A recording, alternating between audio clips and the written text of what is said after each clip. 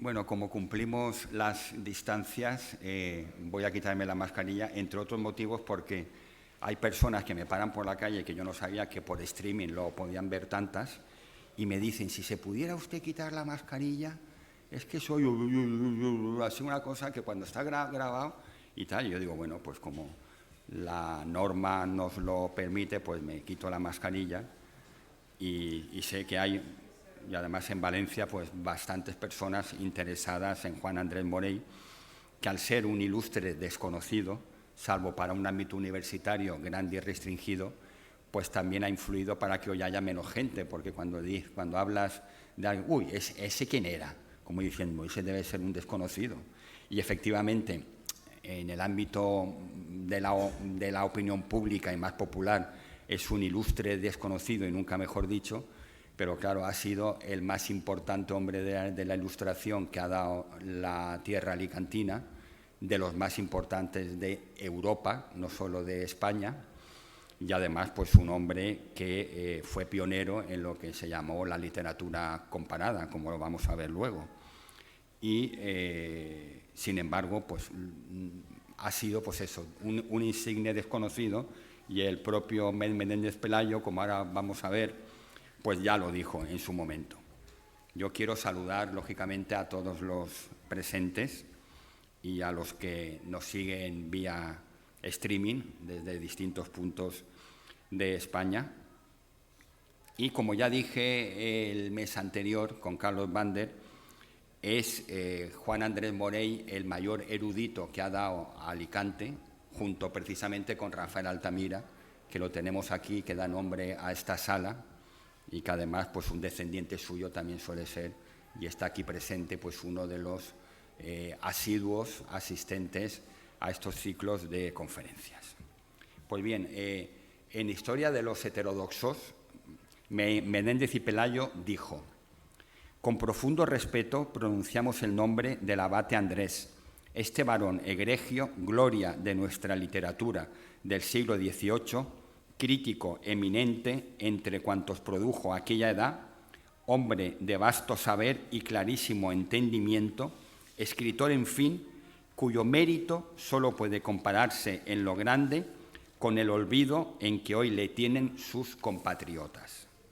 Un estudio completo y detenido, no una reseña biográfica reducida a los estrechos límites de un artículo de periódico, merecería el sabio jesuita valenciano. O sea, que ya Menéndez Pelayo hablaba de la enorme entidad que tuvo Juan Andrés Morell y que era un completo desconocido. Sí que es cierto, pero son libros que se mueven en circuitos pues muy restringidos y además de especialistas, que en 1976 un historiador del pequeño pueblo de Almudaina, Adolfo Domínguez Moltó, escribió un libro muy documentado, podemos decir casi que pionero, que se llamaba El abate don Juan Andrés Morell, que editó el Instituto de Estudios Alicantinos. Y esta misma institución, cuando ya era llamada Instituto Alicantino de Cultura Juan Gil Albert,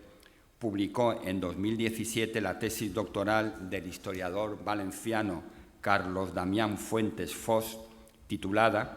Ilustración, Neoclasicismo y Apología de España en la obra de Juan Andrés, 1740-1817.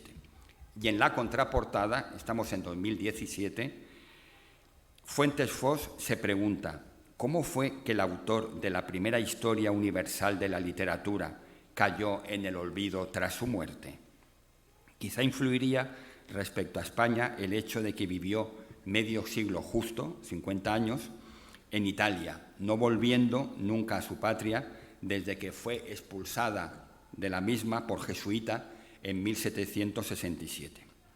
De nuevo, el Gil Albert, en el 2017,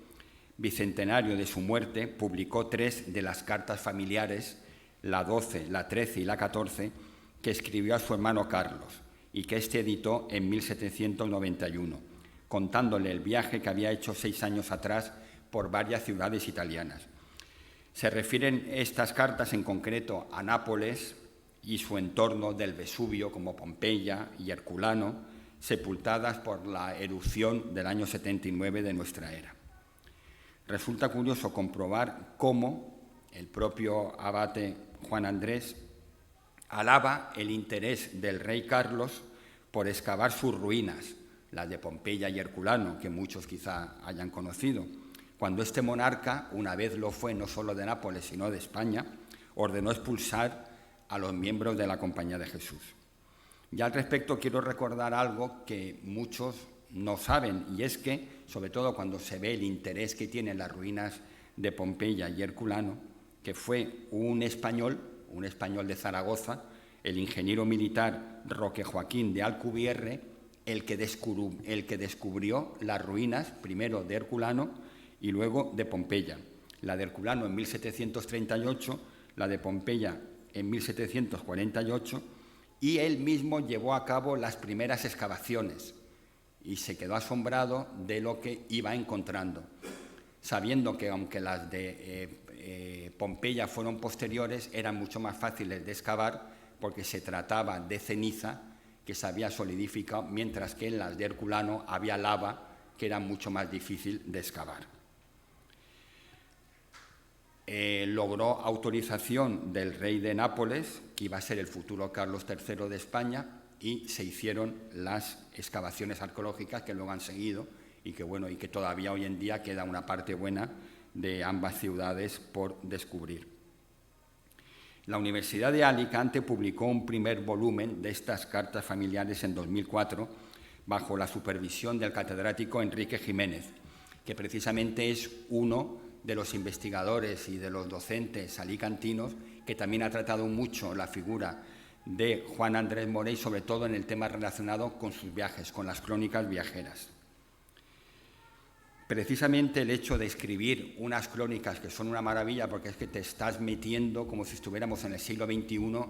en las ciudades, pues hacen que Juan Andrés sea un destacado autor de lo que es esta rama literaria de las crónicas viajeras. Y como veremos más adelante, y ya he adelantado, sí que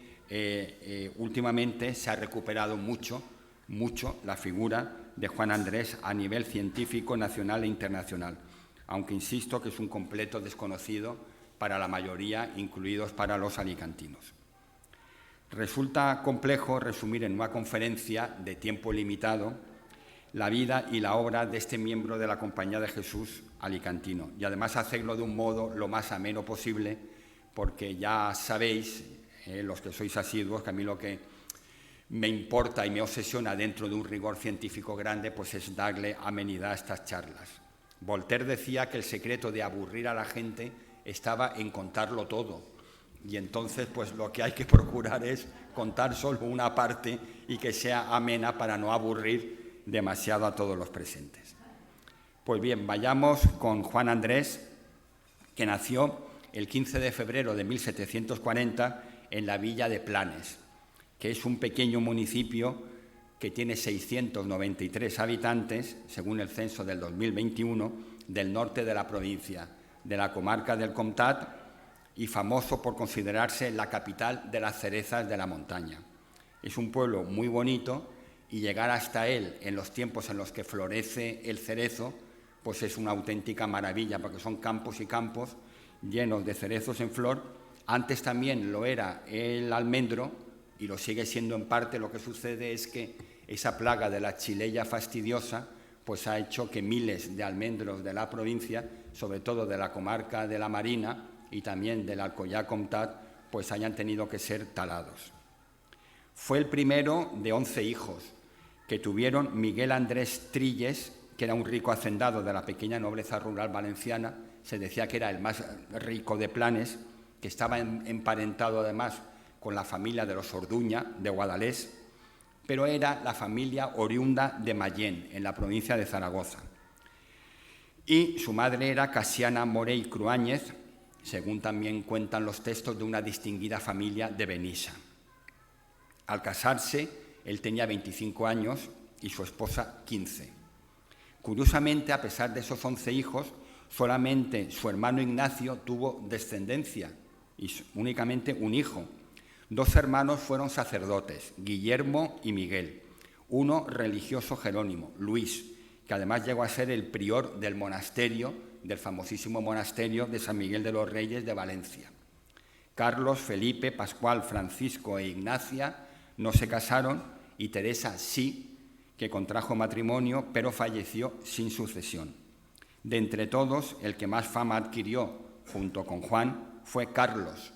que amén de publicar en España algunas de las obras de su hermano Juan, fue un importante abogado, miembro de la Real Academia de Derecho Español y diputado en las Cortes de Cádiz por el distrito de Alcoy. Juan cursó sus primeros estudios en Benissa, en el pueblo de su madre, y muy probablemente en el Colegio de los Franciscanos,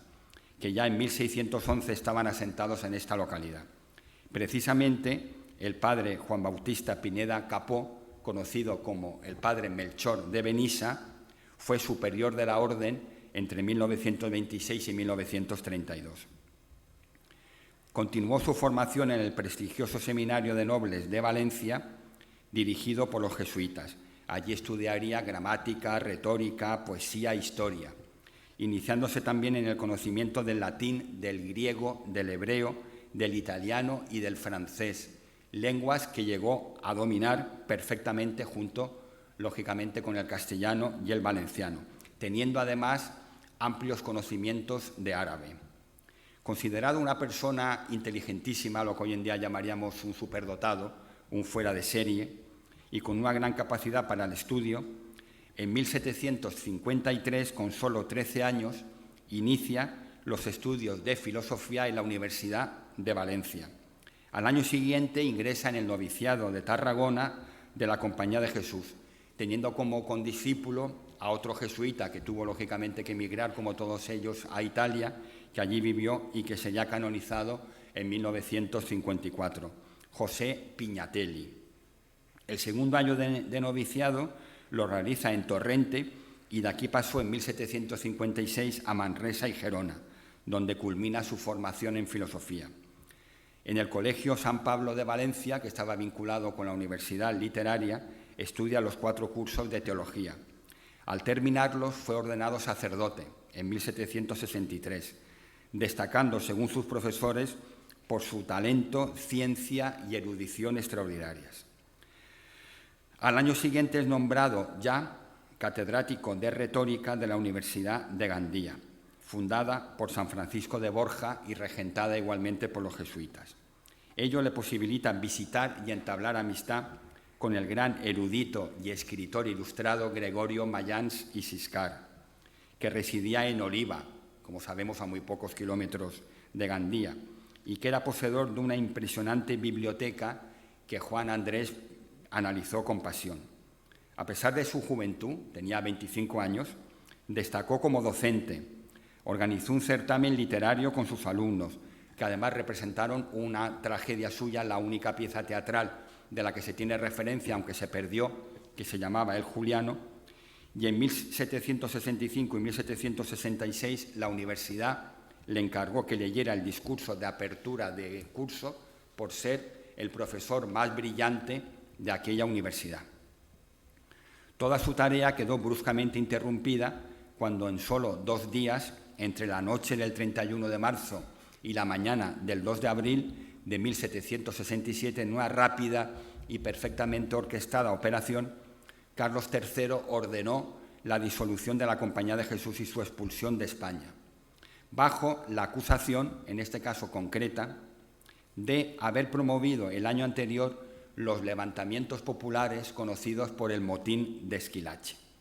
¿Quién era Esquilache? Pues el principal hombre de confianza de Carlos III, que, como hemos visto, había venido de ser rey de Nápoles. Fue acusado del encarecimiento del pan y de otros productos de primera necesidad que llevaron al hambre a las clases más bajas de Madrid, y así como de prohibir el portar prendas como la capa larga y el chambergo, que tapaba la cara, porque decían que con ello se podía fomentar la delincuencia al ir los madrileños andando por la calle tapándose con una capa la cara y la parte de arriba con un chambergo.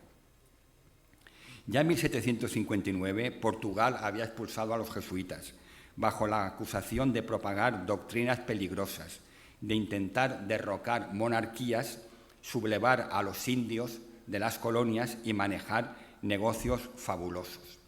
Y en 1762 también fueron expulsados de Francia, al considerarlos un peligro para la monarquía y además hacedores de turbias maquinaciones financieras.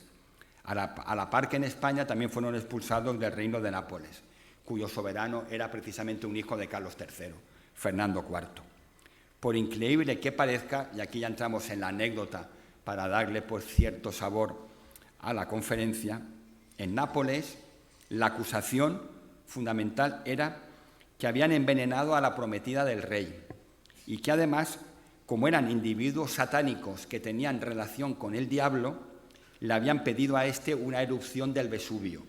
Y precisamente había habido una erupción del Vesubio y acusaron a los jesuitas de estar detrás de pedirle al demonio una erupción del Vesubio para hacer daño a Nápoles. O sea, fijémonos hasta qué punto se podía llegar, aunque había otros temas en los que a lo mejor, pero solo parcialmente, se podía tener algo de razón. Pues bien, los muy diversos ataques, creen los expertos,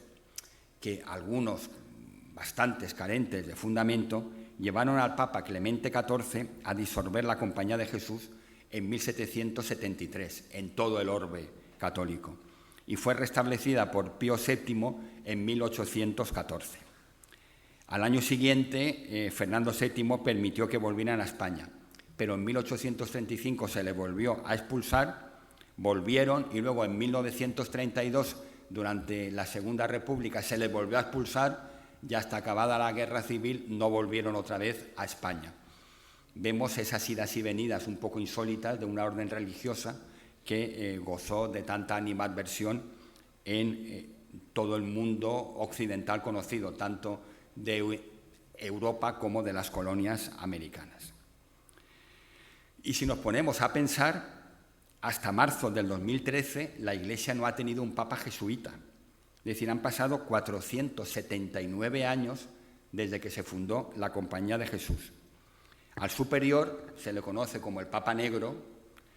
por la influencia que dicen que tiene en la Iglesia, que es como un segundo papa, aunque ellos juran fidelidad al sumo pontífice. Y lo de Papa Negro viene porque mientras el Papa, por todos conocidos, va siempre de blanco, el superior de los jesuitas iba siempre con su sotana negra, y para distinguir del Papa blanco al Papa jesuita, entre comillas, pues se le llamó, ahora ya se ha perdido un poco, pero se ha sido conocido siempre por el Papa Negro. La cuestión es que Juan Andrés se marchó y nunca más volvió a su tierra. Recordemos que aquí en Alicante los jesuitas tenían un real colegio en el que luego sería convento de las monjas de la sangre, iniciado en 1725 y aún no concluido cuando los jesuitas fueron expulsados de Alicante y del resto de España. Las agustinas lo ocuparon desde 1790 hasta 2019, en que se trasladaron al monasterio de la Santa Faz al desaparecer allí la comunidad de las clarisas. Por lo que respecta a la Compañía de Jesús, ya se había establecido en nuestra ciudad en 1613. Digamos que en este colegio jesuita de Alicante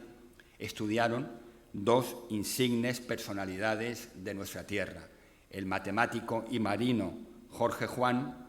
y el médico divulgador universal de la vacuna Francisco Javier Balmis. Ambos, además, aunque Alicante tenía un tamaño reducido, pero es que vivían cerquísima del colegio. El Francisco Javier Balmis vivía en la Plaza de la Fruta, lo que hoy en día se conoce por Plaza de la Santísima Faz. De allí al colegio de los jesuitas pues había 200 metros escasos, y Jorge Juan tenía la casa familiar en la calle Altamira, casi esquina con el pórtico de Ansaldo, que se llama hoy en día, que allí todavía, pues bueno, en una fachada se ha conservado el escudo de la casa solariega de los Juan, y hay una placa en la que dice que aquí estuvo la casa solariega de Jorge Juan, que no nació en Alicante de casualidad, porque su madre estaba en la casa de la Monfortina, y para quien no lo sepa, hay una disputa tremenda entre dónde nació Jorge Juan, porque todo el mundo te dice que nació en Novelda,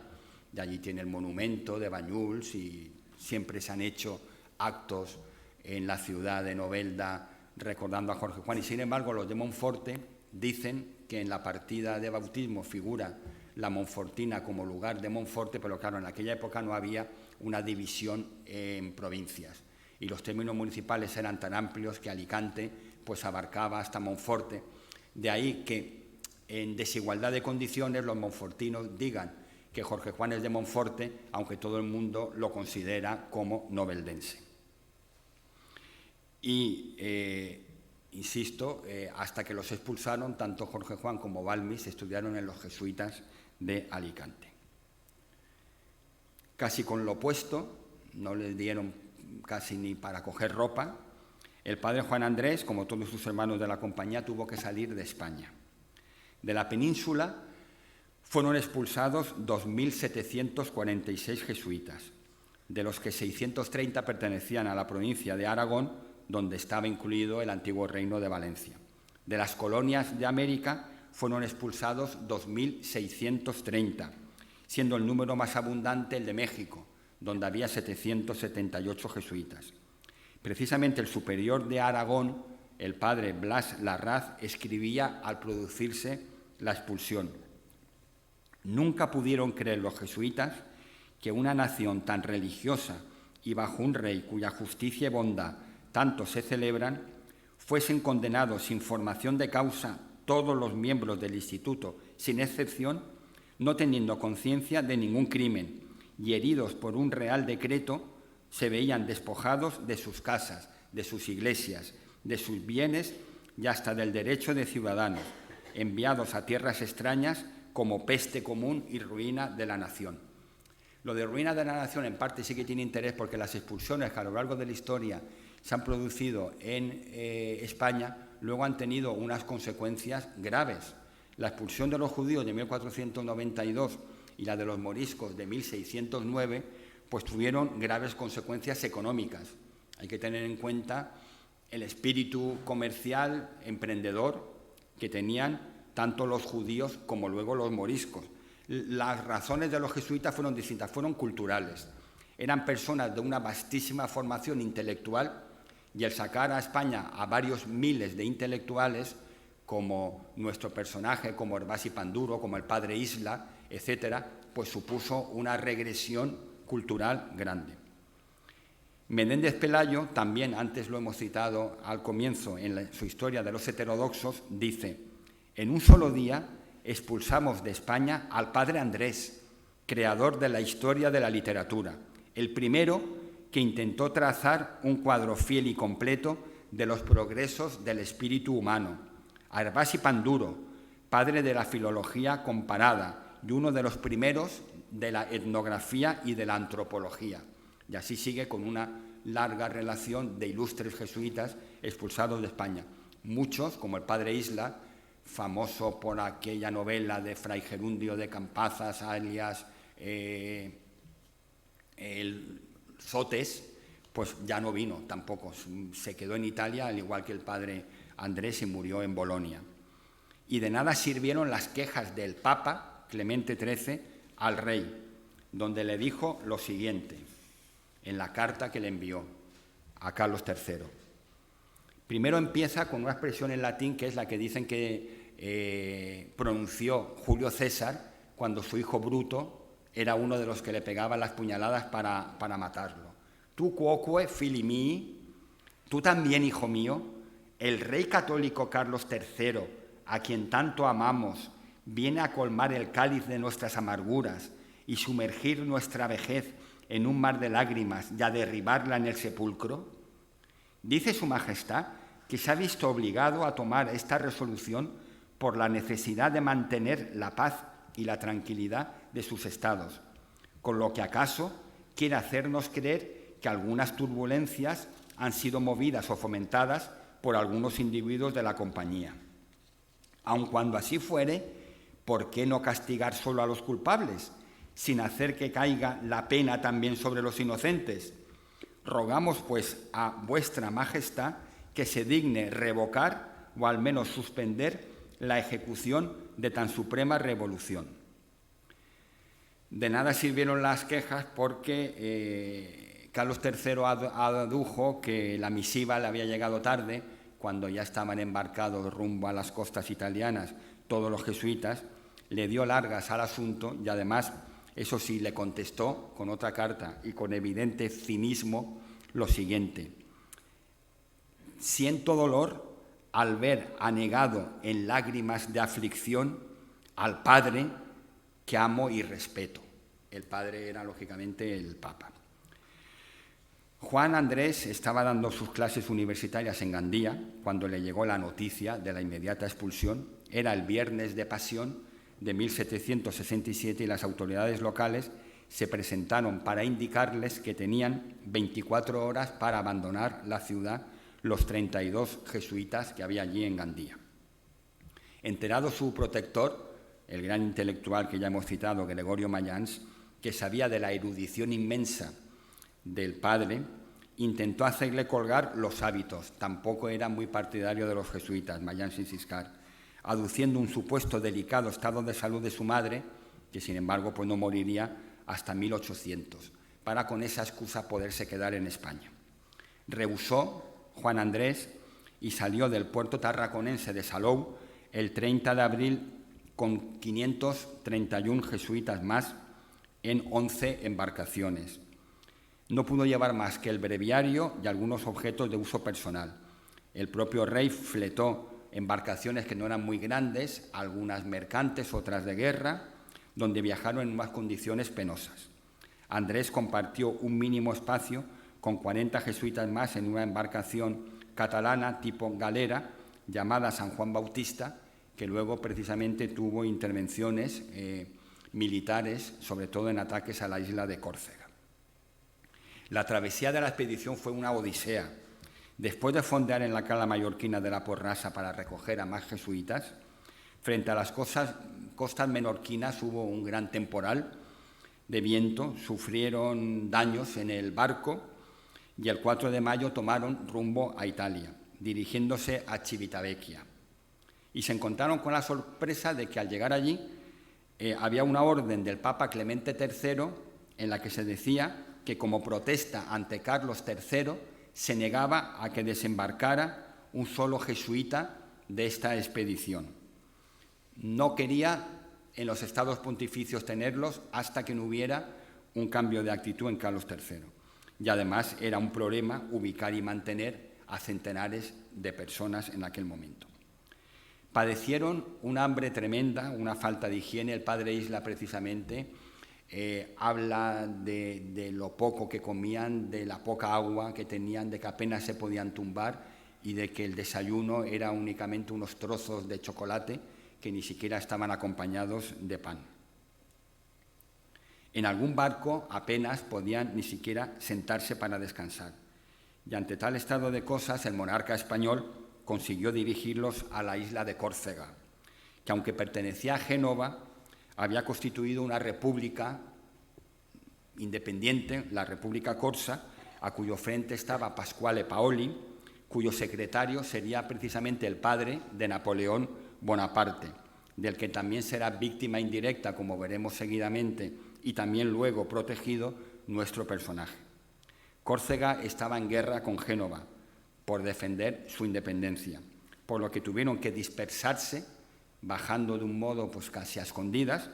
por pequeñas poblaciones de la isla. Habían pasado 3 meses de penalidades sin poder desembarcar. Al final, el padre, Juan Andrés, sí que pudo estar en 2 ciudades importantes, en Ajaccio y luego en San Bonifacio, donde escribió en latín un comentario sobre todas las penalidades sufridas, varios meses encerrados en un barco a pleno sol, quejándose de que le resultaba difícil hasta encontrar tinta con la que escribir esas cartas. Pero los problemas volverían pronto, porque en mayo de 1768 la República de Génova, mediante el Tratado de Versalles, es vendida a Francia, que vence a las fuerzas secesionistas de Paoli, y el rey Luis XV ordena sacar de la isla a todos los jesuitas españoles. El gobierno francés logra introducirlos en la Italia continental y el padre Juan desembarca en la pequeña población de Portofino, muy cerca de Génova. Atravesando los Apeninos a caballo, ya escondidas, logra llegar a Ferrara, que estaba a unos 350 kilómetros de distancia, donde residirá hasta finales de 1773, ejerciendo como prefecto de los estudios físicos y filosóficos de los jesuitas, hasta la disolución de la compañía ese mismo año. Allí escribió su primera gran obra filosófica, Prospectus Philosophiae Universae, así como Societatis Jesu, que era un compendio de saberes de la época. A comienzos de 1774, convertido ya, como no existía la Compañía de Jesús, no podía ser padre jesuita, pasó a ser abate, se traslada a Mantua, donde residirá hasta 1796, siendo este con mucho el periodo más fructífero de toda su vida, por una razón muy sencilla, porque fue preceptor de los hijos de los marqueses Giuseppe Bianchi y Maximilian Murari, y además el propio marqués Bianchi era un defensor de las letras, un mecenas, y lo protegió y lo mantuvo enormemente durante estos años. Y hay que tener en cuenta la capacidad intelectual y sobre todo lo variado de todos sus conocimientos, que en estos años de Mantua escribió temas tan dispares como una disertación sobre un problema hidráulico, ensayos sobre la filosofía de Galileo, sobre la música de los árabes, sobre el arte de enseñar a los sordomudos, donde reivindicó la figura del español fray Pedro Ponce de León, un fraile benedictino que en el siglo XVI inventó un pionero lenguaje de signos y que luego, pues como ha pasado con la Cierva, con Narciso Monturiol, con posterioridad, pues ha llegado al olvido, y cuando se habla del lenguaje de signos, pues nadie se acuerda de Pedro Ponce de León, que en el siglo XVI ya inventó un lenguaje para que se pudiesen comunicar los sordomudos. La fama de Juan Andrés como filósofo ilustrado y erudito del saber enciclopédico se extenderá por toda Italia y por todos los países que va a visitar, sobre todo Alemania, Austria y Suiza, estudiando en sus mejores bibliotecas. Considerará a Grecia como la cuna de la filosofía, admirando por encima de todos a Sócrates. De sus múltiples periplos deja escrito: la Toscana es la zona más bella de Europa. Y por Florencia sintió una admiración especial, luego superada cuando llega a Roma, donde visitó hasta 6 veces la Basílica de San Pedro. También admiró el Museo Vaticano, pero tuvo dificultades para acceder a una hermética biblioteca vaticana que tras arduas gestiones solo pudo ver rápidamente y mal, entre otros motivos por estar pésimamente catalogada. Llegó a decir que más que una biblioteca era una criptoteca, donde estaba todo sepultado, todo enterrado, y donde no había un orden ni una catalogación para poder estudiar todos los libros que allí existían. Y eso que estuvo en Roma 70 días del verano de 1785, el año en que fallece su hermano Miguel, uno de los sacerdotes, y al año siguiente morirá su padre. De Roma partió para Nápoles, que le impresionó por el bullicio y por la cantidad de testimonios existentes de la presencia española. Italia es bastante ruidosa, como todos sabemos. Nápoles puede quizá llevarse la palma, porque de Roma para abajo es muy distinto de Roma para arriba, pero llama la atención cómo el padre Juan Andrés dice que Nápoles, aparte de la presencia española grande, que le recordaba mucho a España por lo que gritaba la gente y por la cantidad de peleas que había por la calle, donde se siente él más cercano a la España que conocía. Bien, luego sigue haciendo grandes viajes por Italia. Por el norte va a Venecia, a Padua, a Verona, y luego hace un viaje también a Génova, a Turín, a Milán, a Parma. En todos ellos visitaba los archivos y las bibliotecas para tomar nota e irse formando para luego hacer la gran obra de la que vamos a hablar enseguida. Ciñámonos un poco a lo que era el siglo XVIII para comprender la cantidad de notas que a pluma y tinta tuvo que tomar a lo largo de todos estos periplos el padre Juan Andrés Morell, porque claro, hoy en día podemos pensar desde una máquina de escribir hasta en un ordenador, pero en aquella época sacar tomos y decenas de libros escritos en latín o en italiano, tomados a pluma para luego llevarlos a imprenta, te hace ver la cantidad de bibliotecas que consultó y la cantidad de notas que en aquellas bibliotecas tuvo que tomar, porque no solo se ceñía la literatura que conocemos hoy en día, como puede ser pues, la edición de libros hechos por distintos autores, sino que para él la literatura era la cultura escrita. Es decir, que todo tipo de cultura de la que había una referencia, él mismo la llamaba literatura. Ingresó en la Academia de Mantua con una disertación sobre el progreso de las ciencias en su tiempo, y todo su pensamiento filosófico se va a fundamentar en el empirismo, que es la experiencia y la observación de los hechos por encima de la razón, y en el sensualismo, que el origen de las ideas de cada cual está en los sentidos o en las sensaciones externas. De entre las múltiples decenas de libros publicados que le dieron fama europea al más alto nivel de erudición, destaca del origen, progreso y estado actual de toda la literatura, obra por sí sola que lo convierte en padre de la literatura universal y comparada, es decir, de la literatura del saber, tanto de letras como de ciencias. Para él, como acabo de decir, toda literatura era igual a toda cultura y abarca un impresionante estudio, porque aparte de las letras en toda su extensión, pues nos habla desde el antiguo Egipto hasta los tiempos presentes del siglo XVIII, de las ciencias exactas, de las ciencias físicas, de las ciencias naturales y de las ciencias eclesiásticas. Fueron 7 voluminosos tomos publicados entre 1782 y 1799, a los que tras su muerte se añadiría un 8º.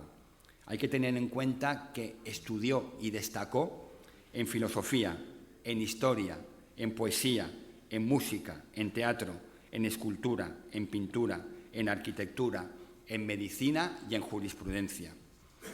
Y vayamos a otra fecha que marcará negativamente el devenir del padre Andrés, la primavera de 1796, en el que Napoleón Bonaparte, con su idea de apoderarse de toda Europa, que había sido un corso, como hemos visto, reconvertido de italiano en francés, porque su padre precisamente estaba cerca de quien hemos visto que era el padre de la República Corsa, que lo que quería era ser independiente y desde luego vinculada, siguiendo estando vinculada con Italia y no con Francia, y sin embargo Napoleone Bonaparte, como ya vemos por el propio nombre, pues era un italiano corso reconvertido en francés. Pues bien, Napoleón en 1796 invade Milán y se apodera de toda la Lombardía. El 4 de julio bombardea Mantua, donde estaba el padre Juan, y él tiene, como puede, que abandonar la ciudad. Se dirigió a Pavía y de allí a Roma. Pero Napoleón, poco a poco, se va apoderando de lo que entonces era Italia y se queda a las puertas de los estados pontificios. Además, le tenía un odio acerbo a los jesuitas, de los que dejó escrito en sus memorias de cautividad en la isla de Santa Elena lo siguiente: después de tantos años pasados y viviendo la última etapa de su vida en cautiverio, dijo: los jesuitas son una organización militar, no una orden religiosa. Su jefe es un general de un ejército, no un mero padre abad de un monasterio. Y la meta de esta organización es poder,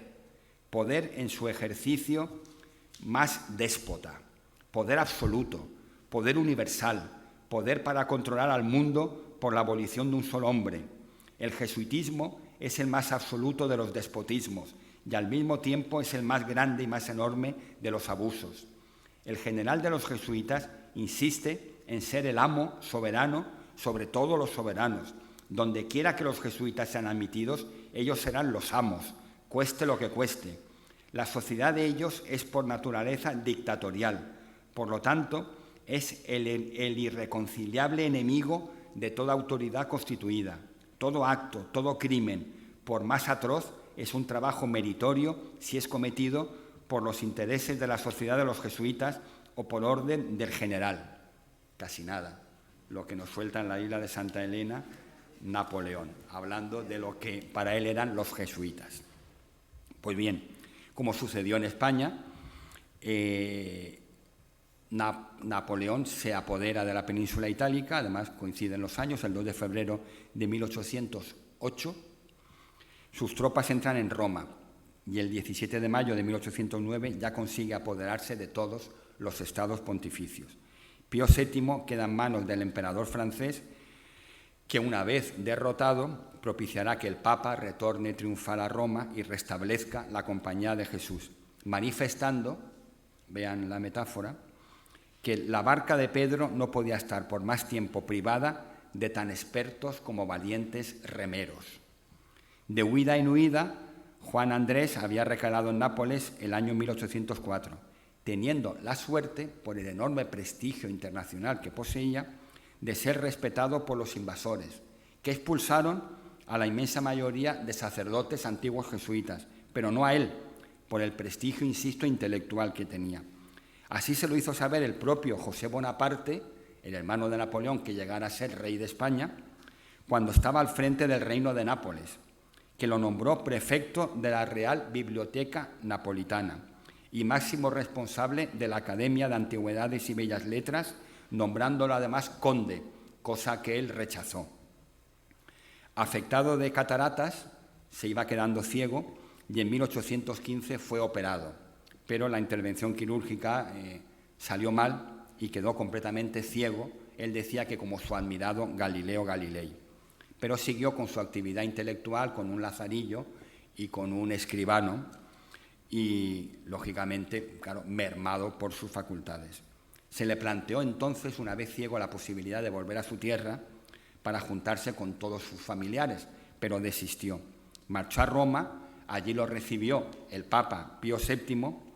que se negó que se genuflexionara ante él al verlo y lo sentó a su lado. Igualmente visitó al rey de Cerdeña, y a los reyes de España, Carlos IV y María Luisa de Parma, que estaban allí exiliados.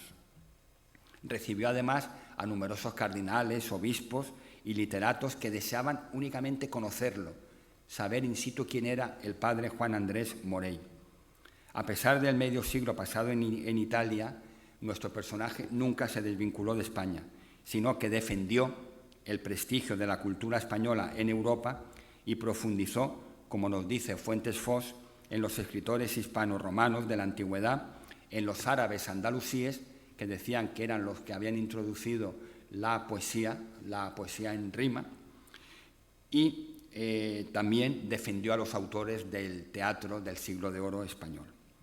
Desarrolló su actividad docente hasta el fin de sus días, seguía impartiendo clases magistrales, siendo ciego, a seminaristas de la Compañía de Jesús, y en la última que dio le sorprendió una lluvia torrencial que hizo que se mojara y que se le agravara su problema pulmonar, falleciendo el 12 de enero de 1817 a los 77 años de edad. Periódicos de España, Italia, Francia y Alemania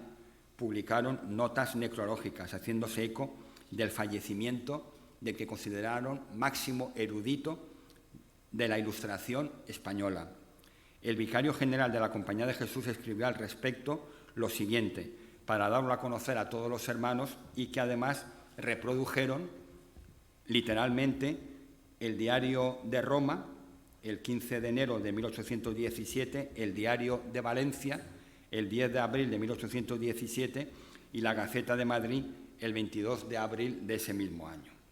También otros periódicos, insisto, de países como Francia, Alemania e Italia publicaron notas en aquel tiempo, 1817, necrológicas, contando el fallecimiento del padre Juan Andrés. Y eso fue lo que dijo el vicario general de la Compañía, que reprodujeron los periódicos. Le hizo recomendable el haber sabido reunir en su persona, con las referidas dotes, la sencillez, modestia y humildad. El haber sabido adoptar desde el principio, conservar y aumentar después el espíritu de religioso, el amor a las virtudes y el estudio de la perfección propia de su vocación. A esta la amó siempre sobre todas las cosas del mundo. Amó a la Compañía con tiernísimo amor. Amó a sus religiosos hermanos, a los cuales en sus necesidades suministraba abundantes socorros, y a las casas de Roma, por los muchos que les ha enviado, le deben reconocer como un insigne bienhechor. Ha sido, en fin, un varón que puede ser propuesto por modelo para formar un jesuita verdadero en el vivir y en el obrar, según el espíritu y las reglas de la Compañía de Jesús. Bien, un tanto sorprendentemente, porque era un completo desconocido, él ha sido hasta muy recientemente, el Ayuntamiento de Alicante rotuló con su nombre en 1950 la calle Literato Juan Andrés, que es una pequeña que se encuentra en el Pla de Bon Repòs, entre el lateral del Sanatorio de Perpetuo Socorro y el Marc. Ahí hay un conjunto de casitas y de calles estrechas, una de ellas se llama Literato Juan Andrés. Y también, curiosamente, en 1985, Gijona de repente le dedicó una calle al literato Juan Andrés. En los demás sitios prácticamente es un auténtico desconocido, hablando de España. Hemos podido comprobar gozosamente cómo han sido muchos los intelectuales y los docentes que han estudiado de un modo reciente la figura de Juan Andrés. En 2010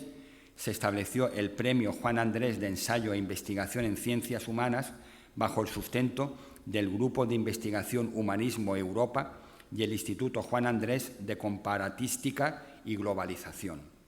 Ciertamente, en 2017, el bicentenario de su muerte,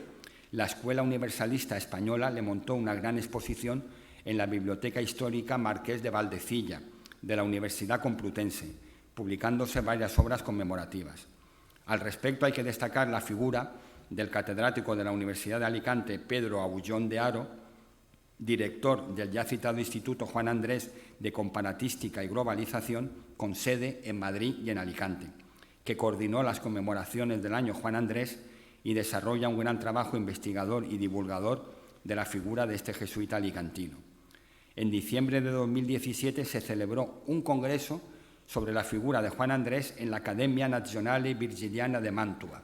donde tanto tiempo residiría. Y en enero del 2018 hubo una exposición y un congreso en la Biblioteca Nazionale di Napoli, donde el abate Andrés ocupó su último cargo, como hemos visto, el de prefecto de la misma. Por su parte, Planes lo nombró en ese año del bicentenario hijo predilecto, descubrió una placa conmemorativa y le puso el nombre de abate Juan Andrés al auditorio municipal. Y muy recientemente, y la pena es que yo creo que a lo mejor los presentes ni se han enterado, porque fue el 28 y el 29 de enero de este año 2022, organizado por el Grupo de Investigación Humanismo Europa de la Universidad de Alicante, se ha celebrado un congreso internacional virtual llamado 25 años de Juan Andrés, la Escuela Universalista Española. Y en este congreso han intervenido ponentes de España, de Italia, de Francia, de Alemania, de Portugal, de Estados Unidos, de México, de Colombia, de Cuba y de China. Concluyamos, ya con ello termino, con lo que dijo de Juan Andrés el jesuita barcelonés contemporáneo Miquel Batllori, que ha estudiado a fondo su figura.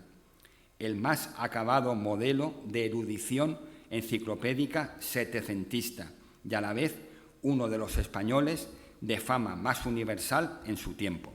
Muchas gracias.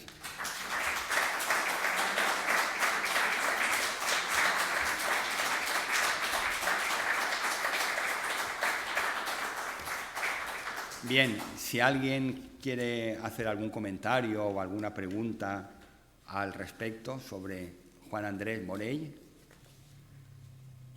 Si no fuera así, pues el próximo personaje, este sí que es muy conocido, aunque aquí hablamos de otros alicantinos ilustres, pero muy poco tratado. Todos sabemos quién fue Ruperto Chapí Lorente, pero hay mucha gente que no puede saber quién fue en realidad este villanero ilustre. Hoy precisamente, y con ello pues quiero casi rendirle un homenaje, hoy hace un año que murió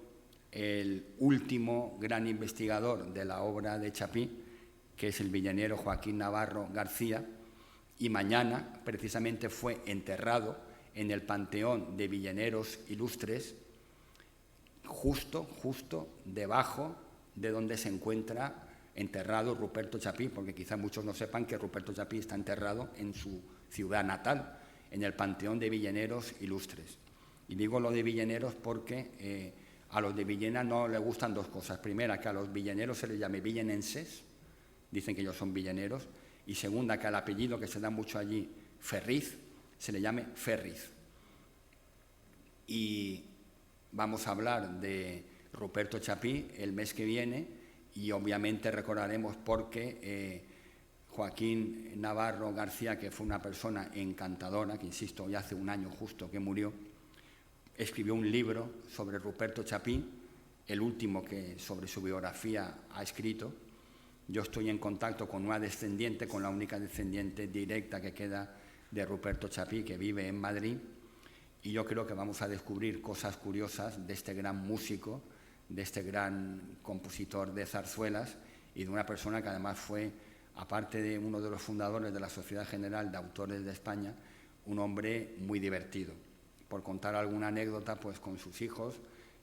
una vez, entre las bromas que gastaba, llevaba barba, un pelo, y un día se rasuró todo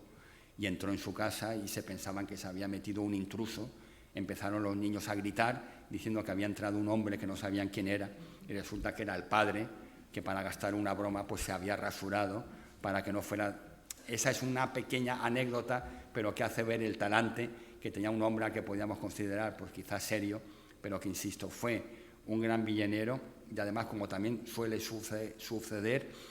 en su pueblo no siempre se portaron muy bien con él, porque por motivos políticos hubo hasta una ocasión en la que cuando llegó en tren y se enteraron las autoridades del momento, mandaron a apagar todas las luces, todas las candelas, todos los faroles de petróleo, para que cuando bajase en la estación de Villena se encontrara con toda la ciudad a oscuras y no pudiese deambular por ella. Pero, en fin, con nuestras luces y con nuestras sombras, con nuestras glorias y con nuestras miserias, pues los españoles somos así.